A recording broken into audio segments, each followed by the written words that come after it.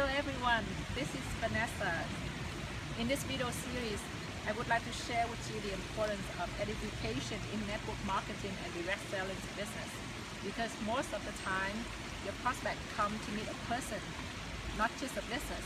Therefore, we need to build up the credibility of the presenter as well as the business opportunity. There are three things that we need to edify about the presenter. First of all, they know what they're talking about.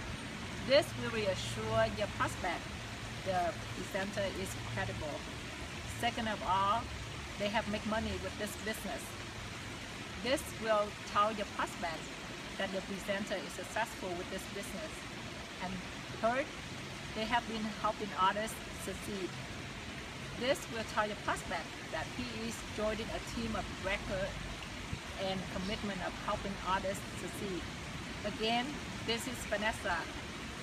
If you enjoy what I just shared, please share this video clip with your friends. Thank you.